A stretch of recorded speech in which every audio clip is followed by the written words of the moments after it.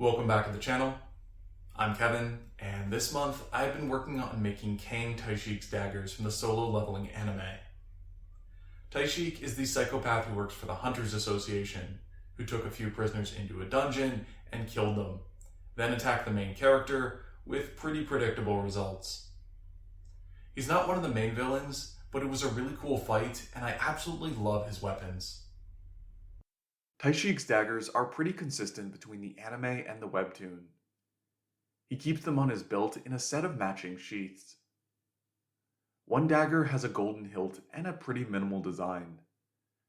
To keep things simple throughout this video, I'm going to call it the gold dagger. The other one looks a little more vicious and has detailing running along the blade.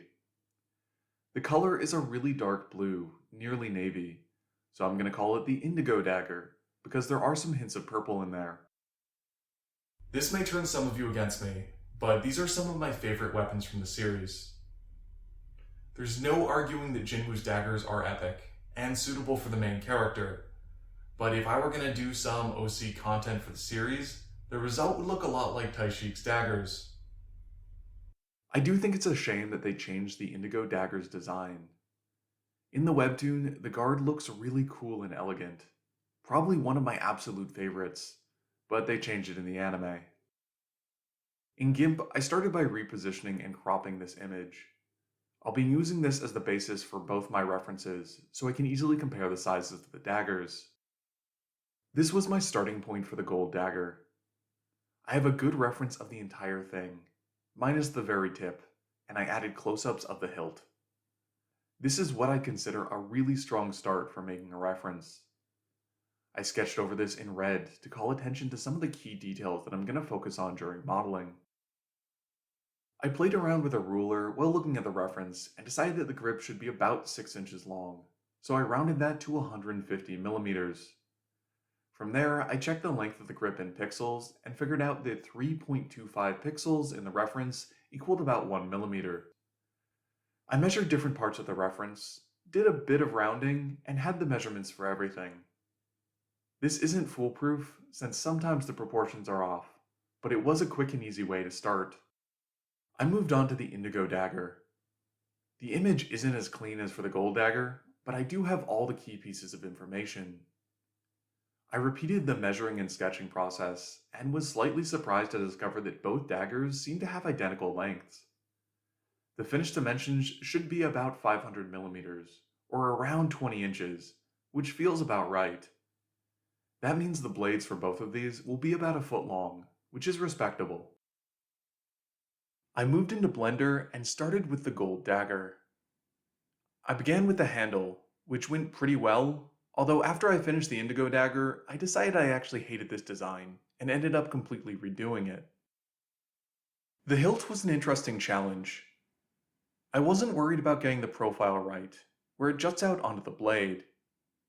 My concern was with making sure it was perfectly rounded, so I actually started with a cylinder which I scaled in the right shape and then adjusted the points from there.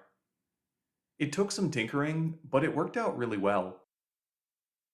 The blade was straightforward, but did take some fiddling.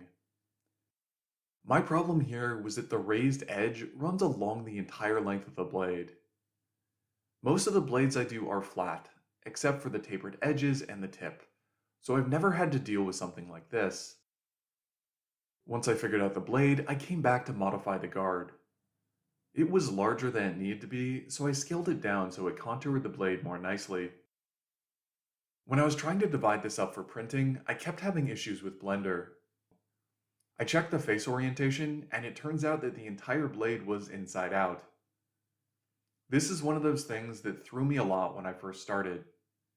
It looks fine as long as you're being consistent about it, but then when you try to export or split up your model, you'll have a bunch of issues. It's a common problem for me, and probably something to watch out for. As I finished modeling the gold dagger, I realized it's been a while since I've gone into detail about how I actually model these blades. That's because for a several-month time period, I did nothing but make daggers on this channel, and I didn't want my videos to become too repetitive. I realize it's been quite a while since then, so when I'm making the indigo dagger, I'll go through it step by step. All of the blades I make start as a plane, which is one of the basic meshes you can create in Blender. I'm going to start by moving this to the very tip, so I know what the measurements are. Then I extrude it along the length and adjust the points as needed.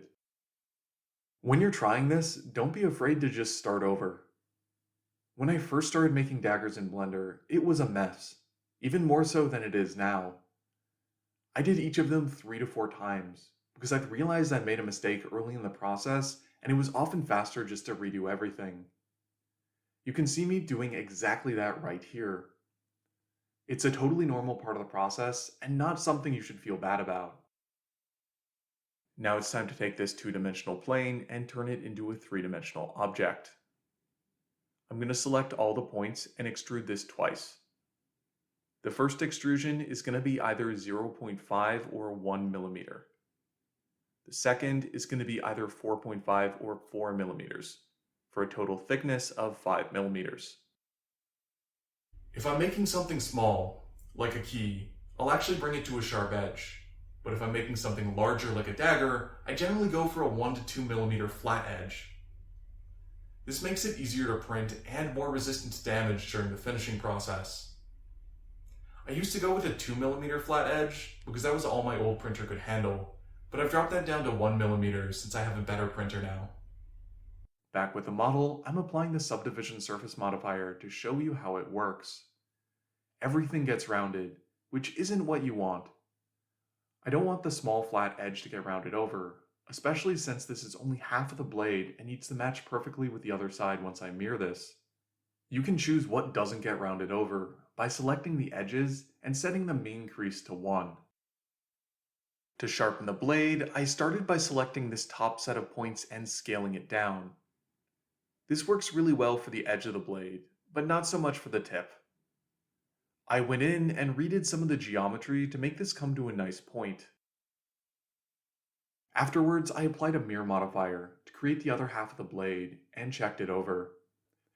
This takes the total thickness of the blade from 5 millimeters for half to 10 millimeters for the entire thickness. I find this is thin enough to look satisfying, while still being thick enough that this doesn't constantly shatter in your hands. As a fun aside, if you're trying to make something like Nigtkiller, where you have a clearly defined edge to the blade, you can crease these upper edges.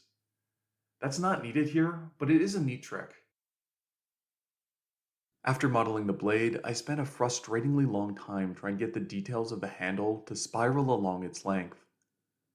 I eventually got it to work, but I can't give you any useful advice because I barely understand it myself. The detailing along the blade was just a cube that I extruded to trace this pattern, then I applied a subdivision surface modifier to smooth it out. With the modeling done, I printed these. I thought I was being really clever by doing them all on their side, which is a trick I used to do on my old printer to get better detail, but it turned out to be a mistake.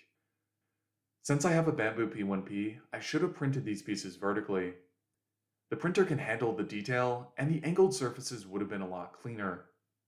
I ended up creating more sanding work for myself than I needed to. To glue up each side, I ran a strip of tape along the back of the pieces, applied the glue, and then added some more tape to keep them firmly pressed together. At this point, I realized I had made another mistake when dividing this up.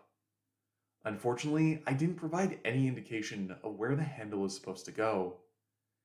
It's not critical, and I eyeballed it on one side, then glued the other piece on so it lined up perfectly. This turned out fine, but it did give me a lot to think about. For a long time now, I don't think I've been doing an optimal job dividing up my models. They're generally either printed as 2 sides, which you have to glue together, or I include a series of holes so you can put a bit of paperclip or broken off nail in between the pieces to align them during gluing. I don't get too many questions about it on YouTube, but it's the #1 comment I get on Thingiverse. I don't want to spoil it, but next month I'm doing another series of bladed weapons, and I'm trying out a new way of joining the pieces together. It's going well so far, so tune in next month to see how it turns out. I added wood filler and did some sanding, then snapped off the tip of the indigo dagger and had to glue it back on. After spraying on some primer, I finally started painting. I'm still enamored with mixing a bit of metallic paint into everything, including the black I used for the handle, to get a more fantastical look. I sprayed these with some matte sealer to finish them off. The easiest way to do this is to loop some thread or even dental floss around one end, spray the other side, and then hang it to dry. The next day, you can swap it around and do the other side. And that about wraps up the project. I'm fairly happy with how these turned out. I think I did a decent job with the modeling, although I am still bitter about how the pieces went together. That did teach me some valuable lessons, which are already helping me with some of my upcoming projects, so I do think that was a worthwhile mistake to make. I think I did an okay job with the finishing, but I did make a fairly significant oversight while painting these spikes on the pommel. I would have sworn that these were supposed to match the color of the blade, because that's how it is with every other dagger in solo leveling. I only realized as I was editing this video together that for Taeshik's daggers, they're supposed to match the color of the hilt, so gold and indigo respectively. I'm not sure how I made that mistake. I would have bet money they were supposed to be silver, but it is what it is.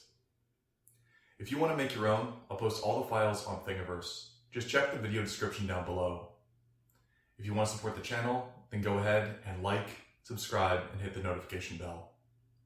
I'll see you all again next month with another project.